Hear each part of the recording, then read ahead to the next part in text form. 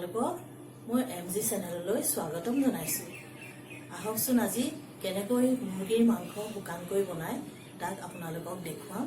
আহক আজি আপোনালোকক মোৰ ৰান্ধনীশাললৈ লৈ যাওঁ। এয়া মই প্ৰথমে লৈ লৈছো এয়া মুৰ্গীৰ মাংস, এয়া মিঠাতেল, হালধি, নিমখ, এয়া লৈছো কাটি থোৱা সৰু সৰুকৈ বিলাহী, শুকান জলকীয়া গুড়ি, আদা অলপমান, নহৰু অলপ আৰু কটা পিঁয়াজ 3টা লৈছো, তেজপাত লৈছো আৰু এয়া শুকান গোটা জিৰা আৰু জিৰা গুড়ি লৈছো। ভিউৱাৰ্ছ, মই কেৰাহীখন বহাই দিয়া হৈছে আৰু এয়া মই মিঠাতেল গৰম কৰি লৈছো। এতিয়া মই প্ৰথমে তেজপাত দি দিছো, তাৰপিছত এতিয়া মই শুকান জিৰাটো দিছো আৰু লগত পিঁয়াজ দিছো।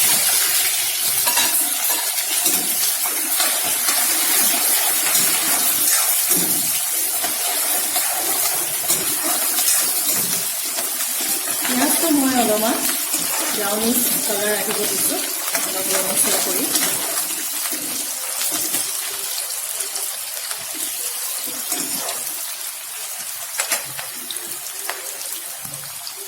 এতিয়া মই ৰচুন দি দিছো, নহৰুৰ খুৰা আৰু আদাটো দিছো।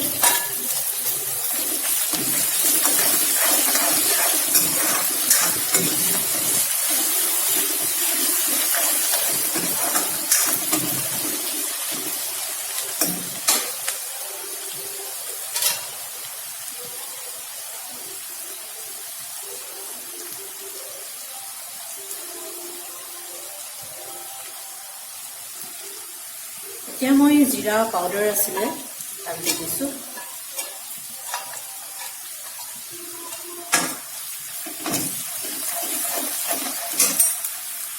শুকান জলকীয়া গুড়ি দিছো।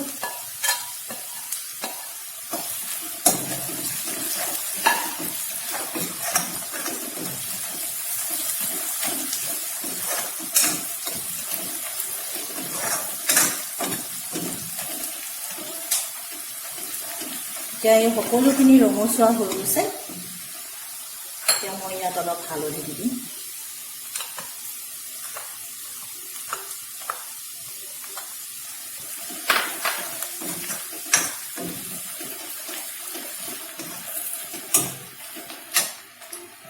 এতিয়া মই মুৰ্গীৰ মাংসখিনি ইয়াত দিম।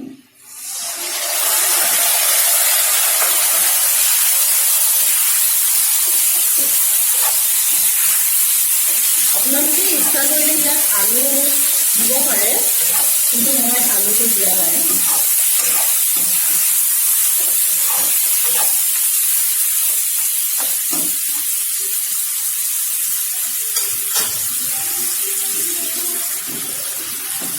এয়া মই মিলাই আছো সকলোখিনি উপকৰণৰ সৈতে মুৰ্গী মাংসখিনি এয়া মই মিলাই আছো।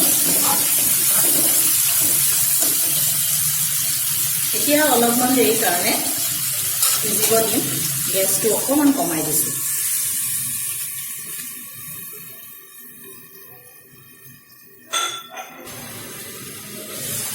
সেয়া অলপ দেৰি সিজাৰ পিছত মই অলপ ইয়াত নিমখ দি দিছো।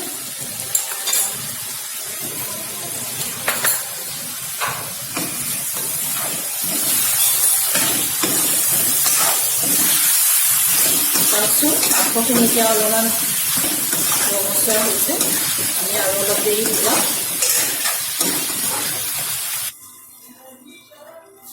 এয়া এতিয়া মাংসখিনি অলপমান এয়া সিজি গৈছে, 90% আমাৰ প্ৰায় হৈ গৈছে। এতিয়া আমি ইয়াত বিলাহীখিনি যোগ কৰি দিম।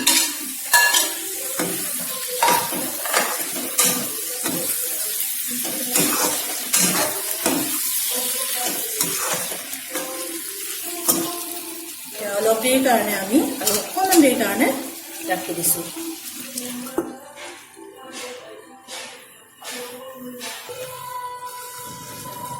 এয়া আমাৰ মাংস হৈ গৈছে,